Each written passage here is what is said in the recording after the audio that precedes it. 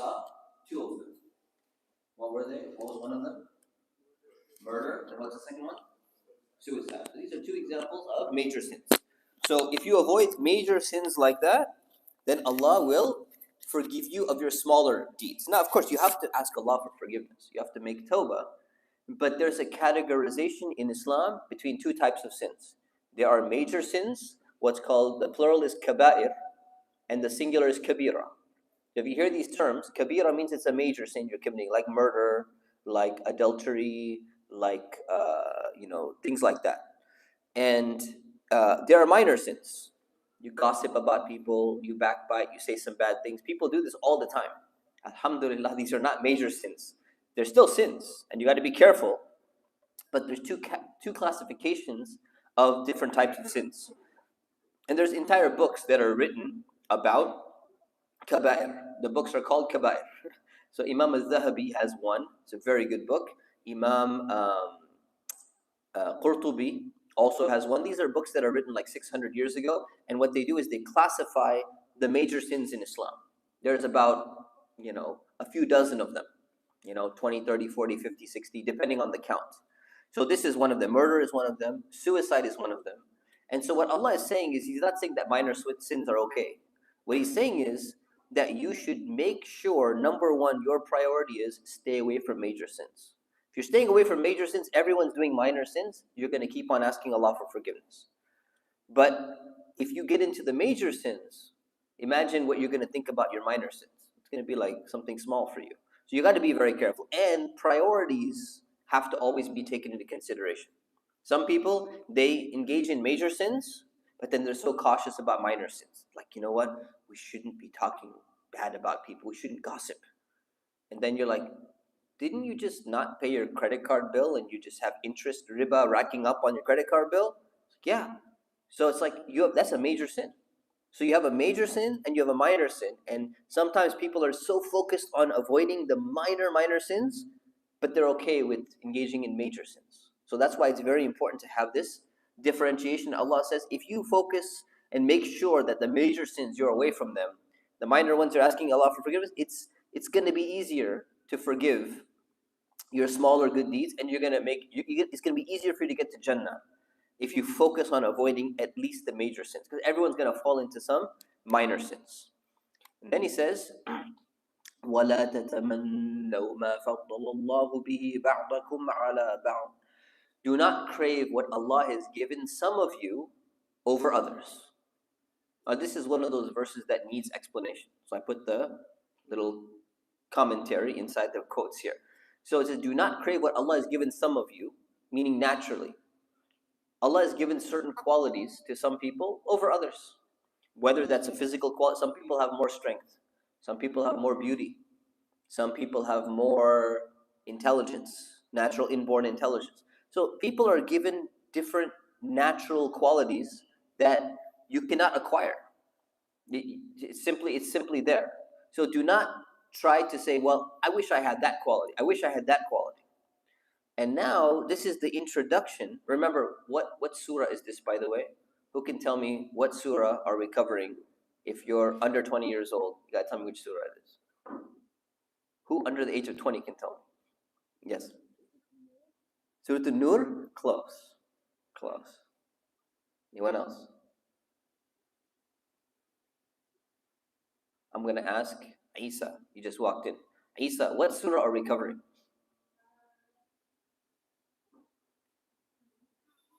Or Reza, one of the two. Isa or Reza, do you know? Nisa, that's right. Very good. And what does Nisa mean? The women, very good. So we're in the surah of the women, Nisa. So it's talking about don't crave what Allah has given some of you naturally over others. And then it's going to shift into talking about men and women, because we've been seeing all these rules about women because the surah is titled the women. So there's a lot of rules about women in the surah. لِلرِّجَالِ نَصِيبٌ مِّمَّا اكْتَسَبُوا. Men will be rewarded according to their deeds. So before it even goes into some of the rules, it gives an introduction. These are some principles you need to know. Sometimes people are given different qualities. Don't say, I wish I had that quality, because you can't have all the powerful qualities. It's kind of like X-Men. Each one Each person has like a special quality, you know. I'm not promoting Marvel here, but like when I was a kid, I used to watch. Like someone has like, uh, you know, Magneto has like magnetism quality. Quicksilver has like speed. This other guy has like claws and healing abilities. This other person has the ability to like do ice. If someone says, "I want all the qualities," I'm not happy with one quality. Everyone's been given different qualities. You can't say that they all have the same quality. So you can't demand and say, "I must have all of them." Everyone's been given something different. Then, after setting a general principle, then Allah defines and says, when it comes to men and women, men will get rewarded in the next life for their deeds according to their deeds. And then it says, وَلِلنِّسَاءِ نَصِيبٌ مِّمَّا اكْتَسَبْنَ. Women will be rewarded according to their deeds, meaning the same way. So if a man does a good deed, he gets a certain amount of good deeds. If a woman does the exact same good deed, she gets the exact same type of amount of deeds as the man. So they are equal in terms of the outcome of the reward and also the sins that they're going to be doing. So they're equal in that respect. Then Allah's going to talk a little bit more about some stuff. وَاسْأَلُ اللَّهُ مِن فَضْلِهِ. Ask Allah for His gifts. Because you've been given some things naturally, some things you can acquire. Ask Allah to give you some of those things and you'll get some aspect of them. إِنَّ اللَّهَ كَانَ بِكُلِّ شَيْءٍ عَلِيمًا. Allah has knowledge of all things. So Allah knows who to give what. And He's testing different people with different qualities that He's given them. وَلِكُلٍّ جَعَلْنَا مَوَالِيَ مِمَّا تَرَكَ الْوَالِدَانِ وَالْأَقْرَبُونَ. We've appointed inheritors to what has been left by parents and near relatives. So what this means is basically the wealth that you leave behind, there are inheritors there are heirs who are going to get the money that people leave behind. And we've seen the verses about inheritance already. We passed by them. So he says what has been left by parents and what has been left by near relatives. So a real quick test to see who remembers some of these rules. What are the potential shares that a husband can get? Who remembers? If a wife dies, how much money will her husband get from her wealth? Yes, Hussein. Huh? Not 1/3. That's another rule. Yes. 50% if there are children or without children. 50% if there's no children. You're right. If they have children, then how much is he gonna get?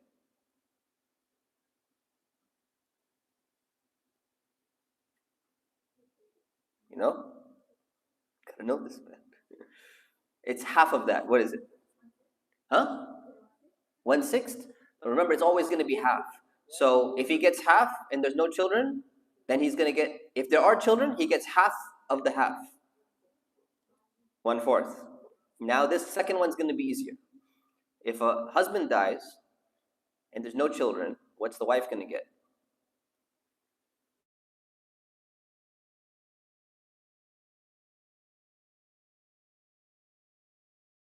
They have kids.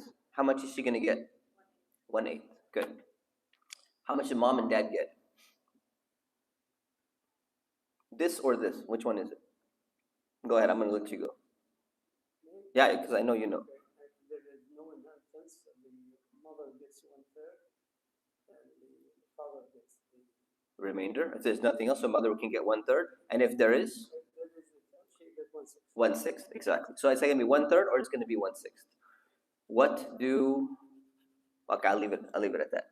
All right. So these are some of the rules of inheritance. We need to review. We went through it like 3 weeks ago, right? A little longer, 4 weeks ago. It's fine.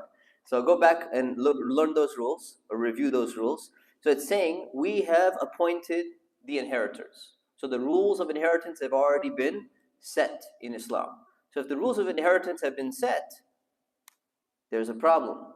وَالَّذِينَ عَقَدَتْ أَيْمَانُكُمْ فَآتُوهُمْ نَصِيبَهُمْ. As for those who you have made a pledge to, give them their share. So the pledge here is what used to happen in Arabia. You need to know the context here. In Arabia, people used to promise their friends, And they used to promise their allies when they would ally with the tribe.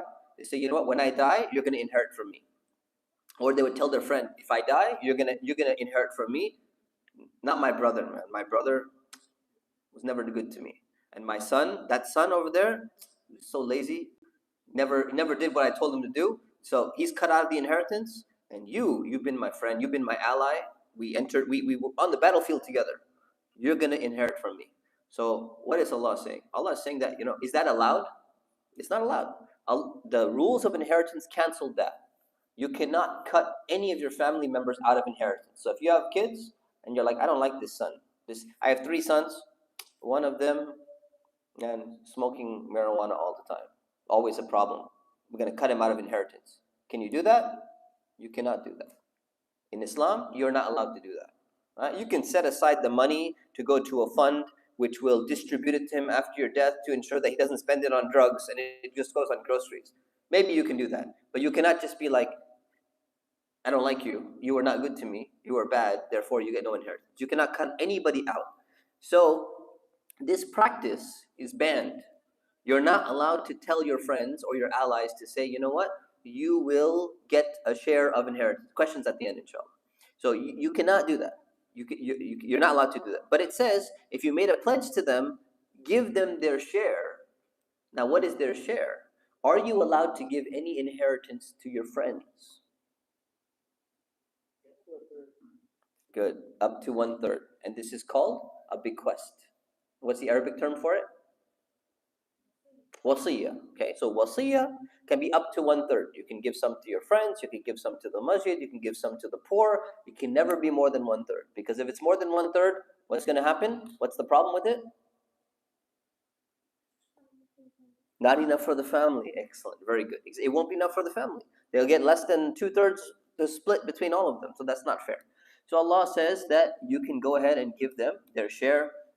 Inna Allah kana ala kulli shay'in shahida. Allah is a witness over all things. See, Allah knows exactly what you're doing. So be careful of the things that you do. Okay. Questions we'll skip. We'll come back to it, inshallah. We're on section 6. Kind of a long verse. Let me move this down so you can see. All right. This is perhaps today, in the 21st century, perhaps one of the most viewed by some people as the most controversial verse in the Quran, in Western society. But we're going to look at it anyways, because it's a verse in the Quran. الرجال قوامون على النساء بما فضل الله بعضهم على بعض وبما أنفقوا من أموالهم. Men are the caretakers of women because Allah has given them something over others and because of what they spend from their wealth. Okay, so spending from their wealth, meaning spending on their family and spending for the mahr. When they're getting married, the man has to give a mahr. So he's saying because of that and because of some qualities that Allah has given a man, he is considered to be the qawwam, the caretaker over women. So a qawwam is like a protector or a guardian, right? So a man is supposed to be a protector over children, and he's supposed to be a protector over his wife. He's responsible for taking care of them and making sure that they're safe and things like that. So then Allah explains why. There are 2 reasons he gives. Number 1, he says he has given them something over others, which means he's given them something that women don't have the same quality of. But he doesn't say exactly. So what are some of the reasons? You have to read into it. You say, well, what are some of the qualities that a man potentially has that would make him get the status of being a caretaker over his wife when they get married, rather than the other way around? Woman is not a caretaker and protector over the man. The man is a protector and caretaker over the woman. What are some of those qualities? Allah doesn't tell us, but we can read into it and kind of use our understanding of human psychology to say, what could some of those things potentially be? Strength. Good. Strength is one. You were going to say strength. Is there another? Okay, so there's strength, there's courage, there is risk-taking, which requires a level of, sometimes you're protecting someone and you're taking a risk. If someone is being like robbed or something like that, Some people just be like, someone's being robbed, let me just run away. I don't want to deal with that. Some people will go back and be like, let me be courageous, but sometimes you're taking a big risk. If you try to go and confront them, you might get in trouble, right? So there involves some level of risk taking, and there's so many qualities that men have generally that give them more qualification to be the protector rather than the other way around. Recently, we had a men's conference where we spent an entire 6 hours talking about this. So check out the videos online. But these are just some of those things. Now, this is not just something that existed in one society. This is universally. This is universally, regardless of time and place. If you find primitive societies, you find advanced societies, you will find that men, average men, there are exceptions. There are women, there are exceptions. We're stronger than some men and they can beat them up or whatever. But generally, if you look at men and women from the same culture, same age, same, like all same status, men are taller than women biologically. They have greater muscle mass than women. They generally take more risks than women. That's why they're in all the fields that involve more risk taking and all that stuff. So you go and you look at that and you say, well, that's why Allah has made certain rules. Rules are made for average people. They're not made for the exceptions to the rule. So this is why Allah says He's made them responsible. So caretaker doesn't just mean you dominate and you can do whatever you want, but it means you're responsible and you have a job to do as well. Comes with some rights, but it comes with some responsibilities. So because they have something over them, some qualities that they have that women don't have the exact same quality in the same manifestation. And second, because of what they spend from their wealth, meaning there's an obligation for men to spend from their wealth on their family. So and what did we just see? We just saw rules of inheritance. So we saw just right now and a few weeks ago, we saw rules of inheritance. And we talked about why is inheritance split? Why is it halved sometimes when it comes to son and daughter? Why is it halved when it comes to husband and wife? Because the greater financial responsibility on the male to provide for the rest of the family members when it comes to children, as well as when it comes to spouse when they get remarried. So the guy gets remarried, he has to take care of the family. If a girl gets remarried or gets married, she's going to be taken care of financially. She doesn't have to be spending financially. But we talked about this whole 50-50 model, and we talked about what's the term? Egalitarian marriages. Thank you. So we talked about egalitarian marriage and all of that in the previous sessions. Then Allah says, فَالصَّالِحَاتُ قَانِتَاتٌ حَافِظَاتٌ لِلْغَيْبِ بِمَا حَفِظَ اللَّهُ. Righteous women are obedient and protective of what Allah has entrusted them with when alone. So read again with the parentheses. So Allah just said this, and He says, now due to this difference in the roles between husband and wife, in terms of one being the protector, and he also has to spend from his wealth, in terms of giving a mahar, as well as supporting the family financially. Because of some of these differences, that's the man's role and responsibility. What is the offset of that? What responsibility and role does a woman have?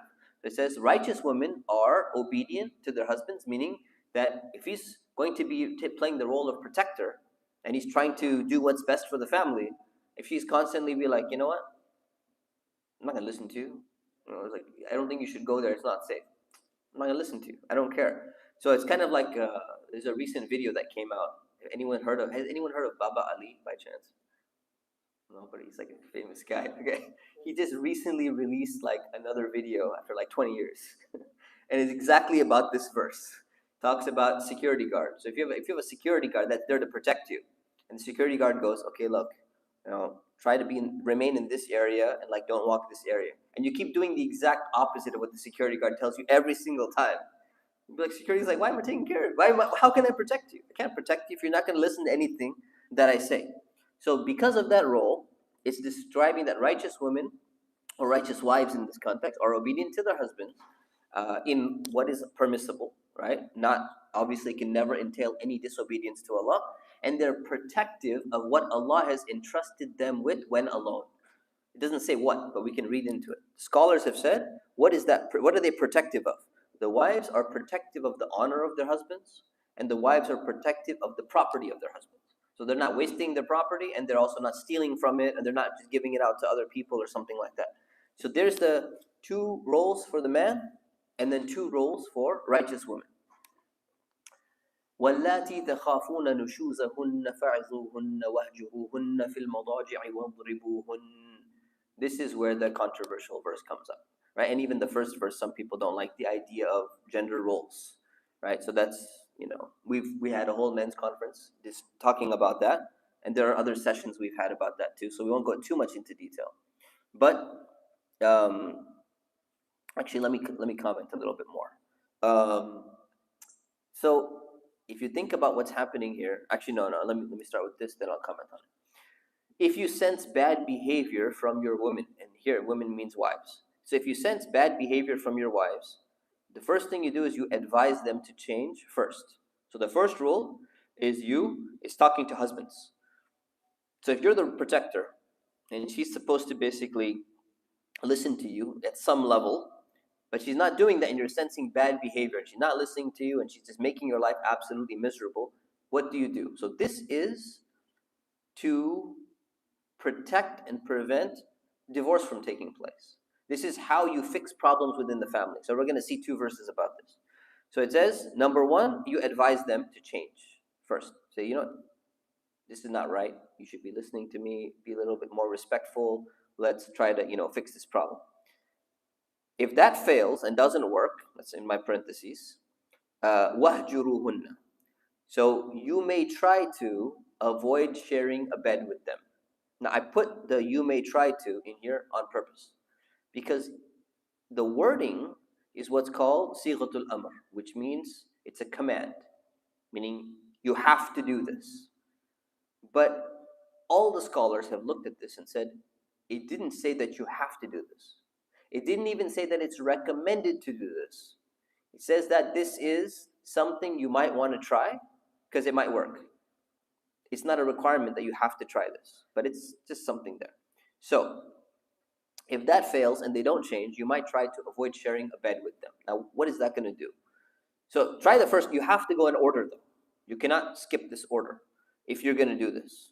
So if you are going to go in order, that's shining a little bit in my eyes, please. Yeah, thank you. So the second step, if that didn't work, is you don't share a bed with them. So if you don't share a bed with them, that means basically you're not having physical relationship with them.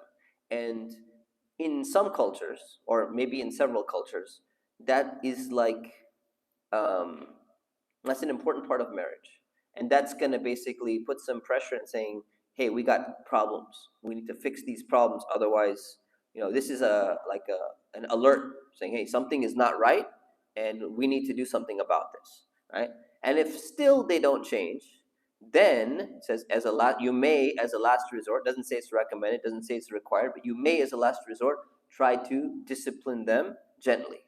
Now, of course, this is a verse which basically talks about like physical discipline, right? Like this concept is very problematic and controversial because when it comes to spanking children or when it comes to any type of physical discipline, this is generally viewed as not being acceptable in Western society in the 21st century in particular. So a few points here.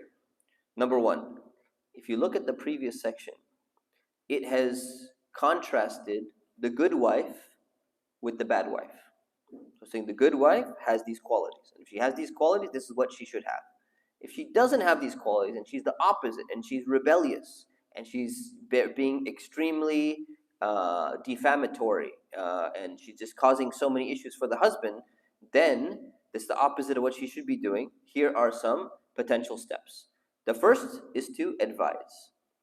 Now, what does that mean? This is very important to understand this. Advising basically means that you're clearly setting boundaries for what type of behavior you're expecting. And that's extremely important because they say this in psychology. You should clarify what your expectations are so there's no confusion.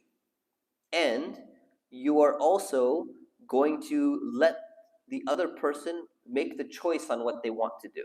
So this idea, there's 2 really great books that are important in this respect. They're both by Dr. Henry Cloud. One book is called Boundaries. So basically talks about setting boundaries with people, about like this is the type of behavior I'm expecting, these are my expectations. When you throw the vase at me across the room or something like that. This is a line that should not be crossed. You clarify expectation. Setting boundaries is extremely important. And then he's got another book called Necessary Endings. And it's very interesting. He has got one concept in this book where he basically says, see, all of this is to prevent divorce. So in his book, he's saying necessary endings is some things need to end. Some relationships need to break. And he says, but one of the things that a lot of people, they hesitate to break, they hesitate to quit their job. If their job is not going well, they're like, I don't know if I should just stay. I don't know if I should leave. They hesitate to, let's say they're selling a product and the product is not selling much. And they're like, well, we've been selling for so long. It's such a nice product. It's time to get rid of that product and bring some new products in. So he has this whole book called Necessary Endings. And what he says, if you're hesitant to make a decision, what you do is you set your boundaries and you set your line and you set your expectations and you let the other person make the decision for you. Do they want to break this boundary or do they want to stay within the boundary? And they've made the decision for you rather than you making the decision yourself.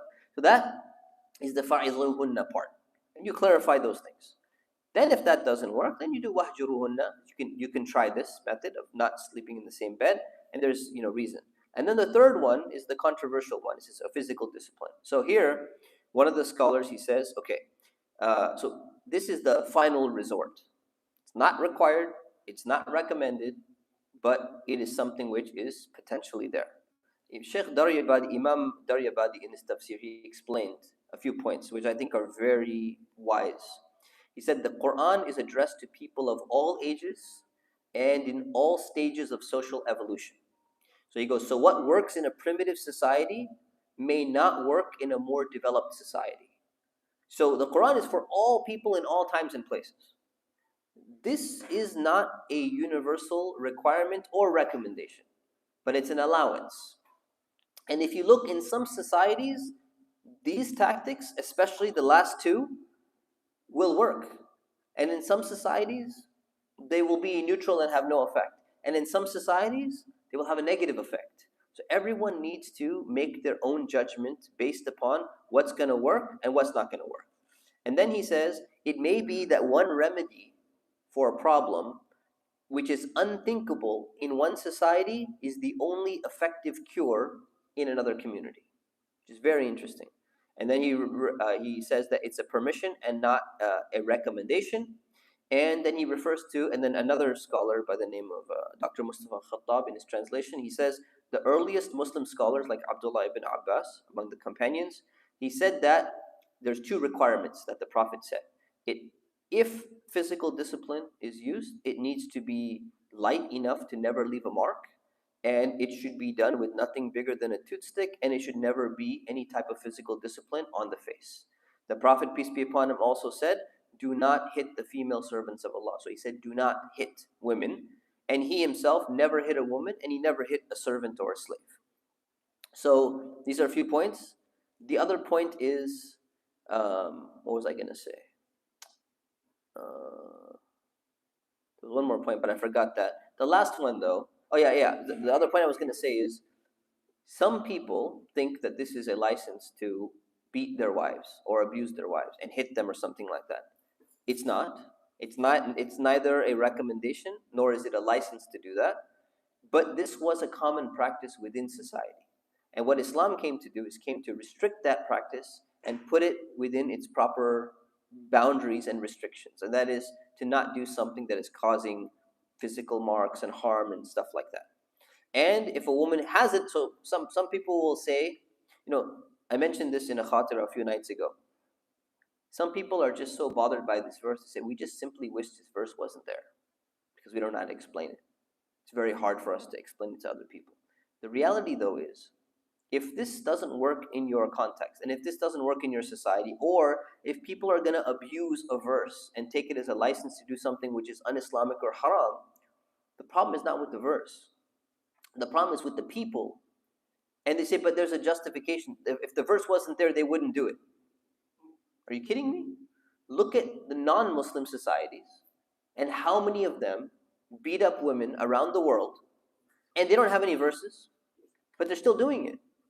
So the problem is not with the verse. The problem is with some people's behavior. And it's very important not to invert these two. Okay, so if a woman does have an abusive husband and he's using whatever justification, what can she do? Well, some people don't understand this. She has two options, and Dr. Mustafa Khattab talks about this. She can get help from her family, she can get help from the police, or she can petition for divorce and ask for khula, and this is valid grounds and justification for that. So that is that part of the verse. فَإِنْ أَطَعْنَكُمْ فَلَا تَبَغُوا عَلَيْهِنَّ سَبِيلًا. If they submit and they stop rebelling against you, then do not be unjust to them. Meaning, do not treat your wives badly just because you're like, I'm on a roll, I'm gonna keep on, keep on showing my tough face. No, if they stop that, then you stop these methods of trying to bring reconciliation. Inna Allah kana aliyan kabira. Allah is most high and great.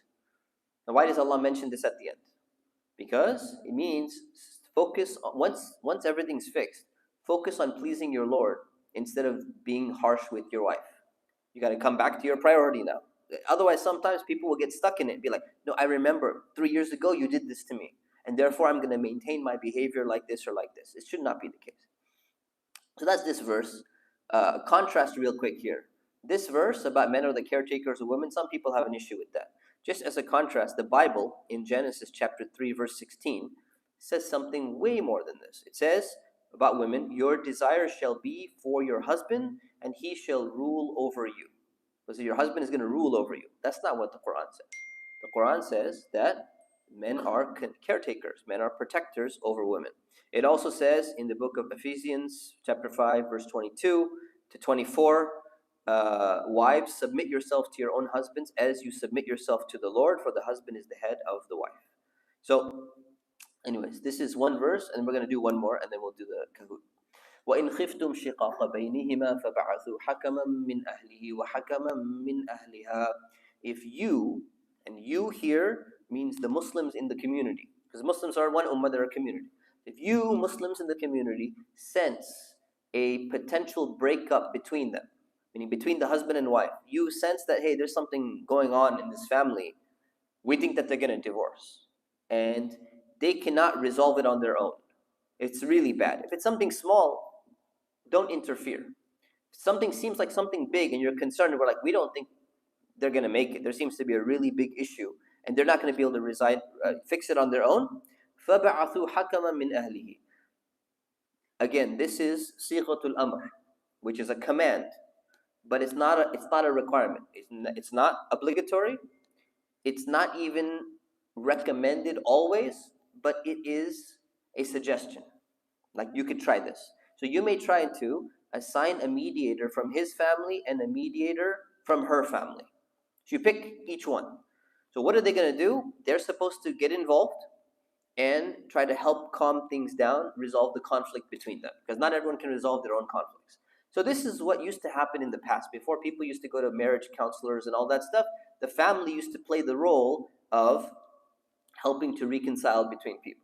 The problem is when you have a breakdown in the family system, or you have a breakdown in the culture, or people don't trust one another, or that kind of tribal system is not there anymore, you find that families are not so involved in directing people in many things, whether it's directing them in family reconciliation, or directing them towards marriage, or directing them towards school, or directing them towards establishing their career, or whatever it may be.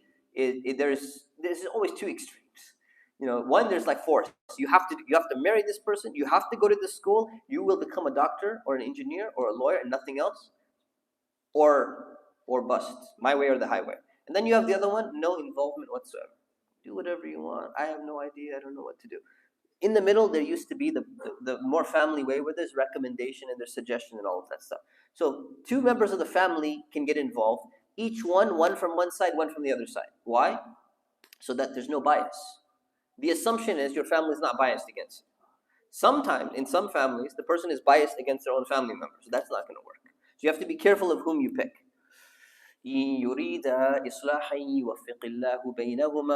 If they mean the mediators here, if they want a resolution Allah will restore harmony between the husband and wife, between them. Now, why would they want a resolution? Because they listen to the issue. And if they think this issue can be resolved, they're both just being petty. We can fix this problem. Then, inshallah, if they get involved, Allah can bring harmony and restore husband and wife back together. If the mediators themselves say, this is horrible, these people are not compatible at all, and they don't want reconciliation, then not only the husband and wife are fighting, even the two mediators are looking and saying, this is a bad situation. We don't think this is going to work out. Inna Allah kana aliman khabira. Allah is knowing and aware. Allah knows their thoughts. Allah knows their feelings. He knows all of these things. So all of this is to bring reconciliation whenever there are family problems, inshallah. So I'll take some questions while we load the Kahoot. Okay, so inshallah, he's going to load the Kahoot. Isa.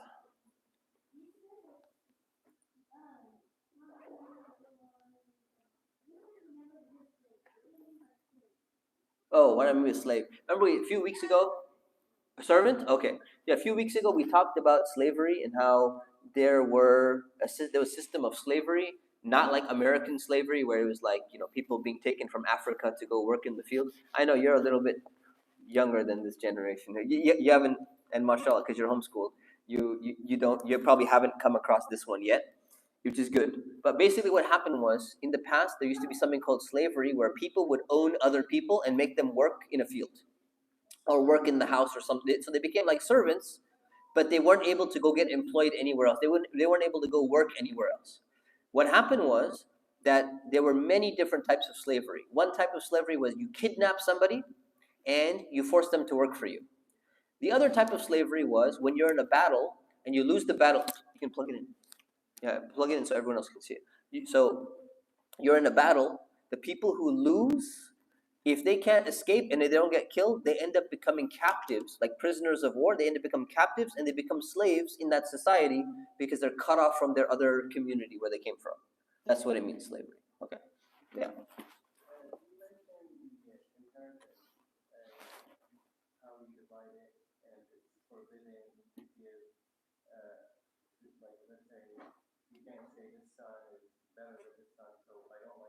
Yeah.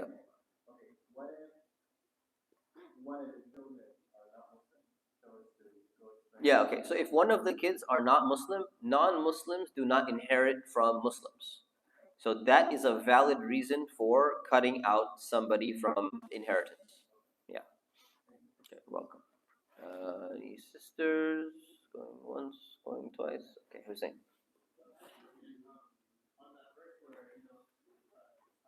No, sorry. Everyone who wants to do the Kahoot, start scanning that code. We're about to start the Kahoot, inshallah. There are 7 questions. And there will be cookies and milk in the cafe right after, inshallah. Okay, continue.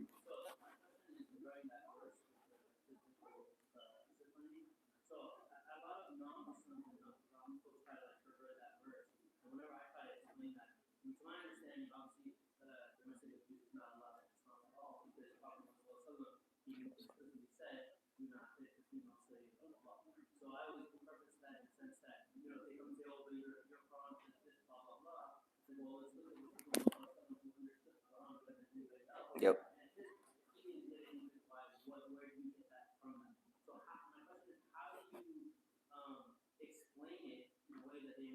Yeah. Yeah. Yeah.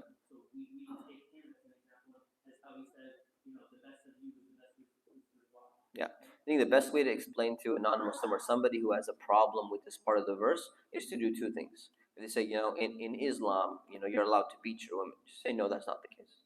That's not true. Because it's not true. Because beating means actually hitting harshly, this and that. And then they say, well, it's allowed for you to do this and physical punishment. And say, the Prophet said, the best of you are not those who hit their wives or do that. So the Prophet actually advised against this. And you don't need to sit there and talk about the extreme scenario where, there's 3-step procedure and this and that. People who are going to be close-minded, there's no need to sit there and keep on arguing with them, right? If they're going to quote the verse to you and they're going to argue about the status of the verse, then you can sit down and break down the verse. But you have to realize that there's going to be 2 types of people. One type of person is if they're like a missionary and they're just trying to cause a problem, they're trying to preach to the people who are around and listening. You need to address those people differently in a very simple way. Say, no, this is not true. See all these examples of women getting beaten up, this is completely against Islam. And all the non-Muslims who are doing it too, by the way, Islam would have put a stop to all of this if they would follow the Quran. So you address them one way. For the other people, if they're willing to listen, you break down the verse and explain this concept of we gotta interpret the Quran through the Sunnah, and we gotta understand this is not a recommendation, it's not a this or that, and if you follow all the rules, there's not gonna be any harm. Right? That's pretty much the way we gotta do it. Okay. Let's start with the coup and I'll take more questions afterwards. So, are we ready to go? Yes. Okay. Bismillah. I'll read the questions out as they come.